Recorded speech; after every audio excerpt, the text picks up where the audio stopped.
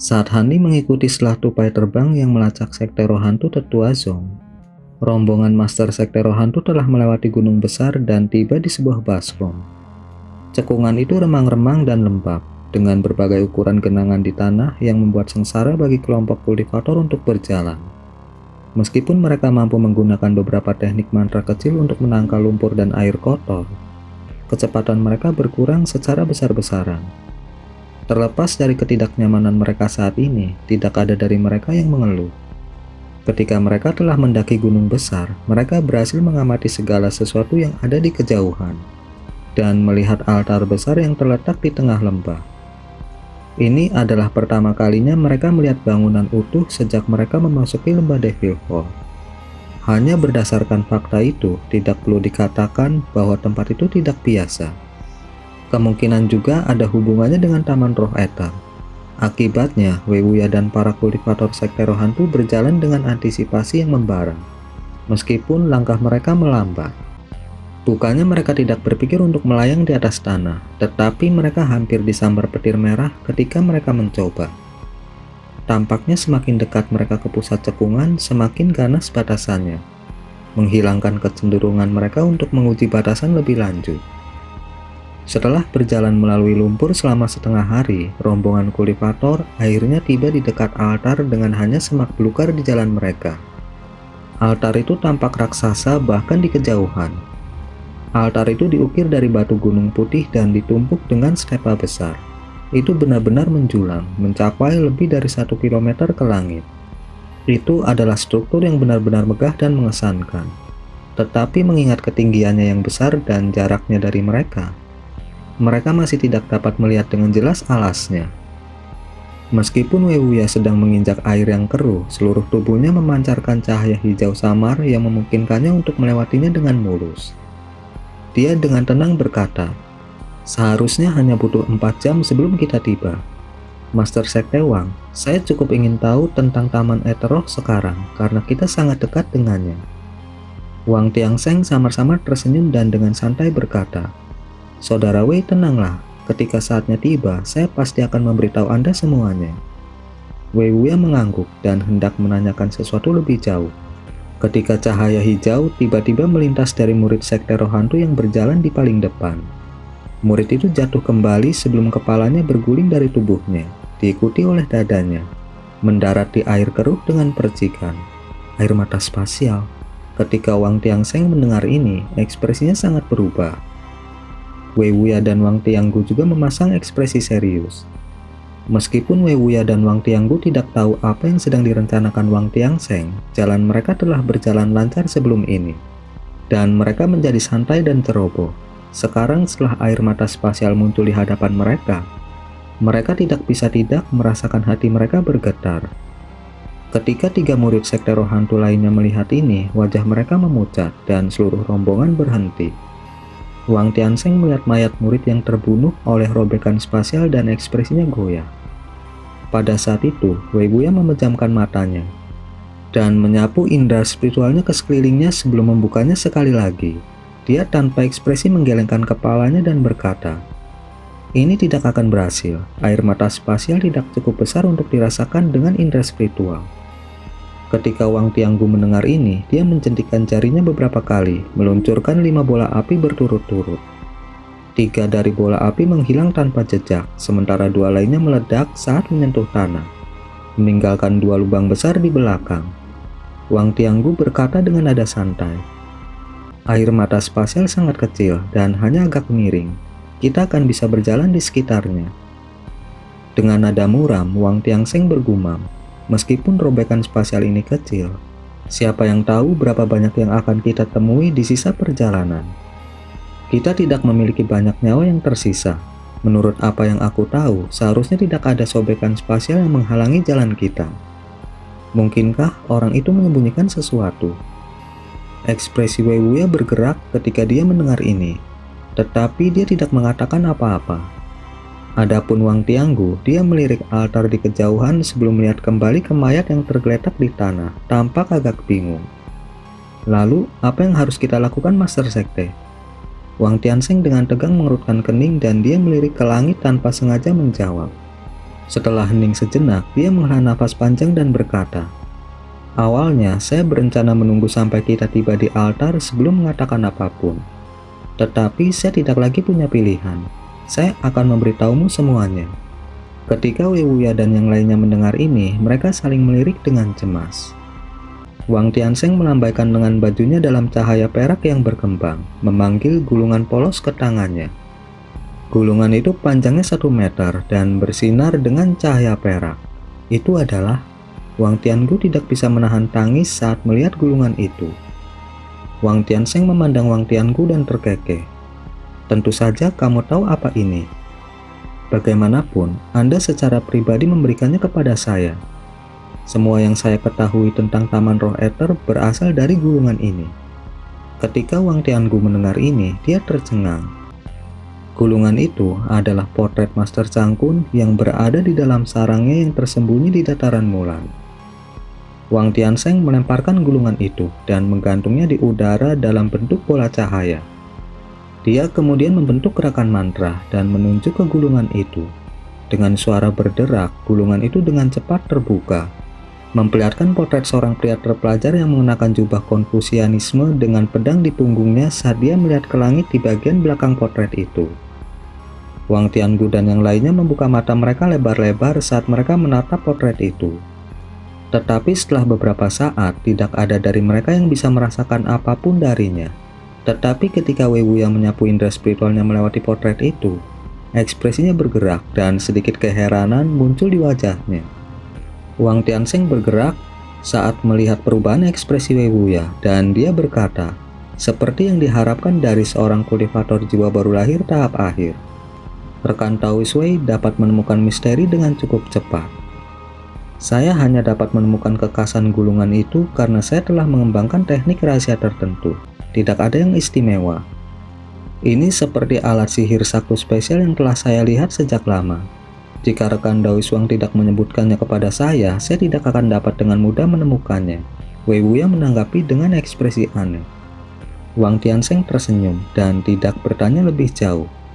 Dia kemudian mengangkat tangannya dan melepaskan segel mantra hitam dari lengan bajunya, menyerang gulungan itu. Dia kemudian dengan dingin mendengus dan berkata, "Apakah kamu tidak akan keluar? Apakah kamu ingin aku menggunakan api iblis untuk memaksamu keluar?" Yang lain terkejut mendengar ini dan merasa agak bingung. Wei Wuya juga mengangkat alisnya karena terkejut dan wajahnya menunjukkan sedikit kebingungan. Setelah itu, sebuah peristiwa yang tak terbayangkan terjadi. Suara seorang pria dengan jelas keluar dari gulungan itu. "Bukankah ini lebih awal dari yang kita sepakati? Mengapa Anda memanggil saya sebelum Anda tiba? Sekarang setelah Anda memanggil saya di depan begitu banyak orang, apakah Anda ingin membatalkan kesepakatan kita?" Cahaya perak bersinar dari gulungan itu dan pria terpelajar di potret itu tiba-tiba berbalik untuk mengungkapkan wajah seorang pria parubaya dengan rambut wajah panjang. Namun dia tampak sangat tidak senang. Tidak hanya murid sekte roh hantu yang tersisa tercengang dengan pemandangan itu, tetapi rahang Wang Tiangu juga turun dengan ekspresi takjub. Adapun Wei Wuya, dia hanya mengungkapkan keterkejutannya sesaat sebelum menjadi tenang. Dia kemudian menatap potret itu dengan ekspresi termenung. Wang Tiansheng mendengus. "Bukankah saya sudah berulang kali menanyakan apakah rute yang Anda berikan kepada saya benar-benar aman? Ada robekan spasial yang terlihat di sini yang membunuh murid sekteku. Ketika saya berjalan di jalan ini, itu benar-benar aman. Bagaimana bisa ada masalah sekarang?" Bibir potret itu bergerak menegurnya. "Kalau begitu, jelaskan ini." Master sekte roh hantu dengan cemberut melirik mayat murid yang tergeletak di dekat air mata spasial yang tak terlihat. Potret itu berhenti sejenak dan bergumam pada dirinya sendiri sebelum menghilang dari pandangan. Kemudian dalam sekejap cahaya, layar cahaya biru muncul di depan mereka. Segera setelah itu, bola cahaya hijau keluar dari tirai cahaya dan berubah menjadi siluet pria terpelajar dari potret. Tubuhnya tampak tidak berwujud, seolah-olah dia seluruhnya terbuat dari cahaya. Cahayanya begitu redup, sehingga seolah-olah gambar itu bisa diterbangkan dengan sekali tarikan nafas. Mulut Wang Tiangu mengering dan dia berkata dengan kaget, "Bagaimana saya harus memanggil Anda?" Mungkinkah Anda benar-benar Master Cangkun? Bagaimana Anda bisa mempertahankan jiwa Anda melewati masa hidup Anda dan bertahan sampai sekarang? Waktu aku bisa keluar dari gulungan itu terbatas. Jika Anda memiliki pertanyaan, tanyakan kepada Master Sekte Anda. Saya akan melihat air mata spasial. Pria terpelajar itu tidak memperhatikan keterkejutan Wang Tiangu dan melihat ke arah robekan spasial. Dia samar-samar mengerutkan kening dan meludahkan bola cahaya abu-abu dari mulutnya. Dengan keras, bola cahaya abu-abu dikonsumsi oleh robekan spasial. Pria terpelajar itu tampak bingung saat melihat ini. Aneh sekali, kejutan pria terpelajar itu segera menghilang dan dia dengan tenang berkata, "Dulu tidak ada air mata spasial di sini. Tampaknya itu adalah air mata baru yang langka. Anda tidak perlu terlalu khawatir karena ini hanya masalah kebetulan. Aku akan kembali sekarang." Setelah mengatakan itu, sosoknya menghilang dan bola cahaya hijau terbang kembali ke dalam gulungan, seolah-olah tidak mau menghabiskan lebih banyak waktu di luar daripada yang benar-benar diperlukan. Siluet pria terpelajar itu menghilang dalam sekejap mata, membuat heran semua orang di dekatnya. Wei Wuya berhenti dan berkata, "Master Sekte Wang, apakah orang itu benar-benar Master Cangkun?" Karena orang itu hanya memiliki sedikit esensi yang tersisa, dia tidak dapat menimbulkan banyak ancaman, terlepas dari seberapa menakutkannya dia di masa lalu.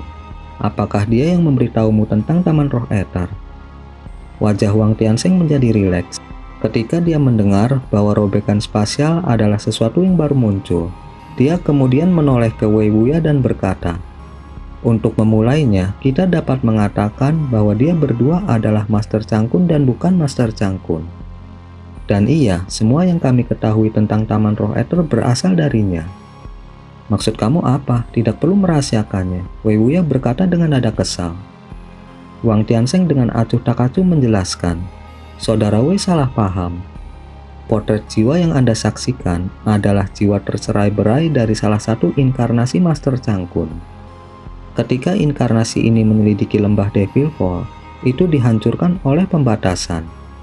Akibatnya, Master Cangkun menggunakan teknik pemeliharaan jiwa untuk memperbaiki fragmen jiwa menjadi alat sihir gulir untuk pemulihan.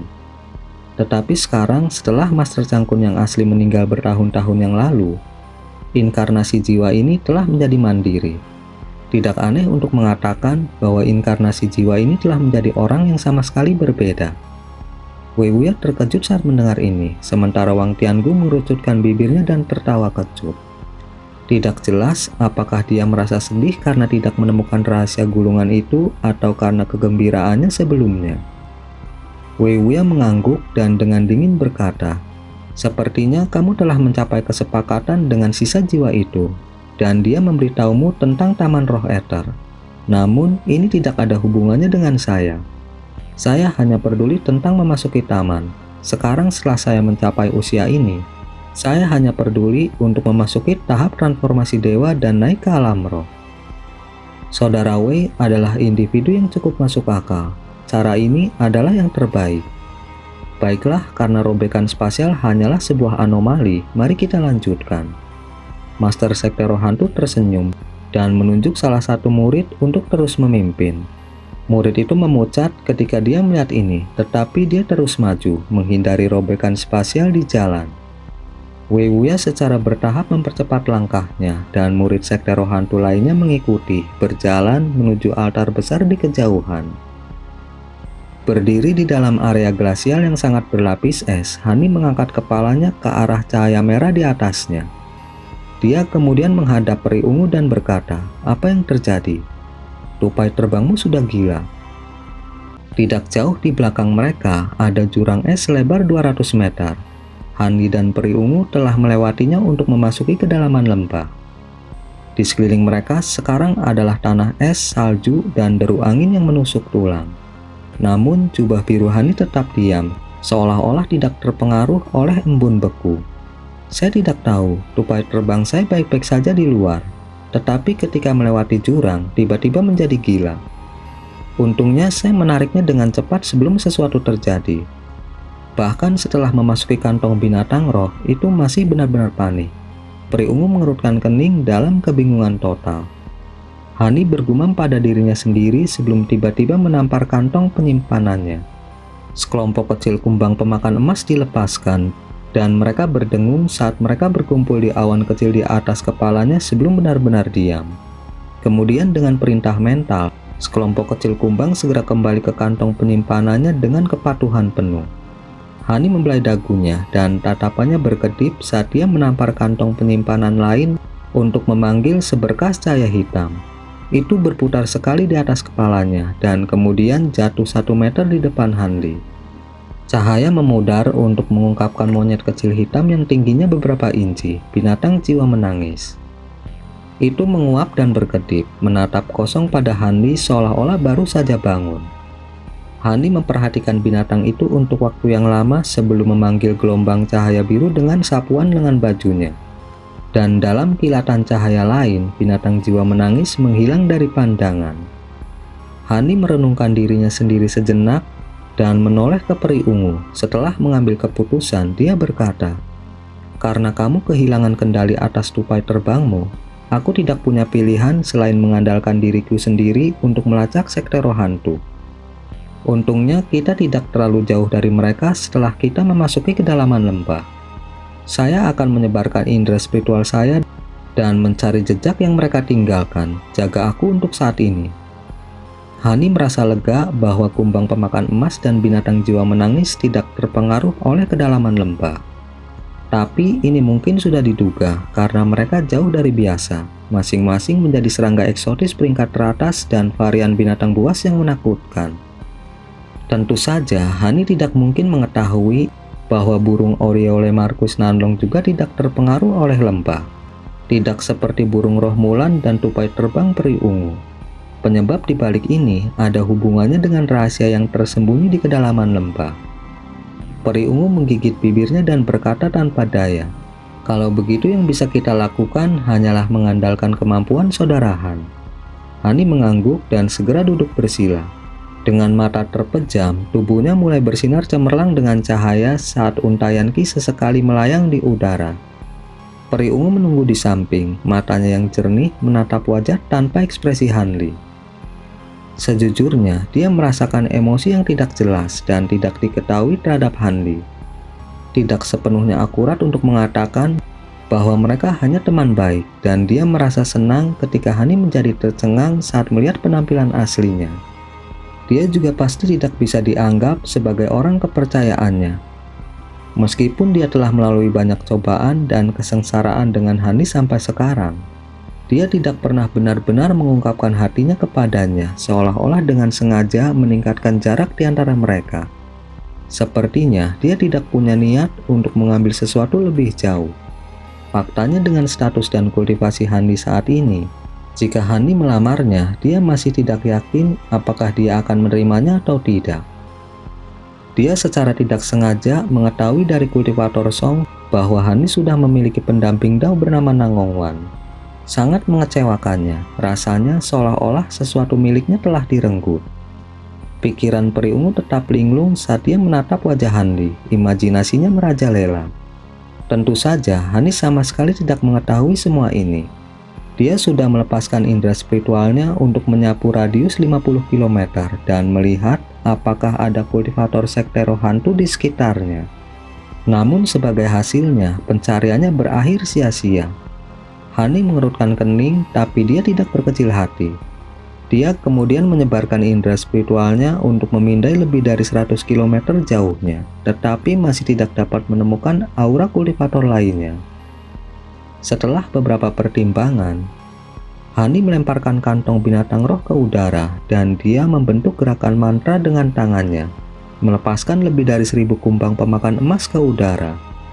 Pergi. Hani membuka lebar matanya dan melambaikan tangannya, menyerang kumbang dengan segel mantra biru. Kawanan kumbang berdengung keras sebelum berhamburan dan terbang ke segala arah.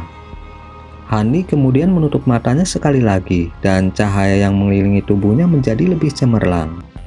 Ketika peri ungu melihat ini, dia memasang ekspresi waspada. Dia tidak tahu apa yang baru saja dilakukan Hanli. Pada saat itu, Hani telah mencapai puncak teknik pengembangan hebat. Dia telah dengan paksa membagi indera spiritualnya menjadi lebih dari 1000 helai yang berbeda. dan mengirim hampir semuanya untuk melekatkan diri pada setiap kumbang pemakan emas, meninggalkan hanya beberapa helai di tubuhnya untuk melindungi dirinya sendiri. Untaian indera spiritualnya mampu melihat melalui mata kumbang pemakan emas yang mereka miliki, tetapi mereka tidak dapat merasakan aura seorang kultivator. Kumbang sudah mulai menyebar dan mencari jejak kultivator yang mungkin muncul. Tentu saja ada kumbang yang menemukan sobekan spasial atau terperangkap dalam batasan. Tetapi ini tidak menimbulkan banyak ancaman bagi sesuatu yang tidak memiliki bentuk fisik seperti untaian indera spiritual. Setiap kali kumbang pemakan emas mengalami kecelakaan, untaian indera spiritual yang melekat akan meninggalkan inangnya dan kembali ke tubuh Handi. Tetapi masih ada saat-saat di mana untaian ini dihancurkan atau terperangkap. Ketika ini terjadi, Hani dengan tegas memutuskan hubungannya dengan untaian itu dan mengalihkan perhatiannya ke tempat lain. Tetapi untuk setiap helai indera spiritual yang hilang, dia tidak bisa tidak menjadi pucat. Untungnya, indera spiritualnya sangat kuat, dan dia mampu menahan kerugian ini tanpa banyak bahaya dan pulih dengan cepat. Dengan ribuan kumbang pemakan emas ini mengerumuni langit, Hanli akhirnya menemukan petunjuk yang mengarah ke rute yang diambil sekte roh hantu untuk bergerak maju. Dia segera memerintahkan semua kumbang pemakan emasnya untuk kembali. Begitu kumbang pemakan emas terakhir kembali ke kantong mereka, Hani membuka matanya dengan senyum dingin. Saya menemukan jejak mereka. Dengan mengatakan itu, Hani berdiri dan terbang melintasi langit dalam seberkas cahaya biru. Ketika peri ungu melihat ini, dia bersuka cita dan mengikutinya dengan cermat.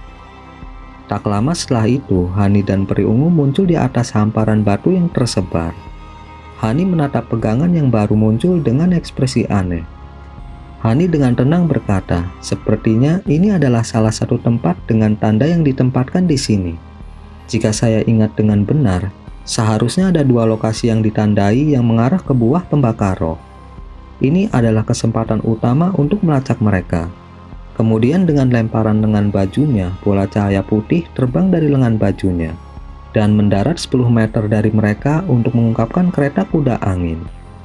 Dengan nada tegas, Hani memerintahkan, "Kita akan segera mengejar mereka. Anda terbang terlalu lambat, jadi naiklah ke kereta. Kita hanya akan dapat mengejar mereka jika kita terbang beberapa kali lebih cepat daripada yang kita lakukan sekarang." Beberapa kali lebih cepat? Ada terlalu banyak air mata spasial di lembah. Bukankah itu terlalu berbahaya? Ekspresi peri ungu berubah ketakutan. "Saya hanya melakukan ini karena saya yakin itu akan berhasil." Hani tersenyum misterius dan melanjutkan, "Mungkinkah Nona peri ungu tidak mau mengambil resiko untuk buah pembakar roh?" Mata jernih peri ungu berkedip sesaat sebelum dia tersenyum manis dan berkata, "Menurut apa yang saya ketahui tentang Anda, Saudara Han pasti tidak akan mengambil resiko apapun kecuali Anda benar-benar yakin. Sepertinya Anda memiliki teknik rahasia yang memungkinkan Anda untuk melihat melalui air mata spasial yang tak terlihat. Karena itu, saya dengan hormat akan mengikuti saran Anda." Kemudian dengan kabur, dia menaiki kereta kuda angin. Hani melirik wanita itu dengan sedikit keterkejutan, tetapi tanpa berkata-kata memerintahkan kereta ke depan. Dalam sekejap mata, kereta itu merobek udara dalam seberkas cahaya putih.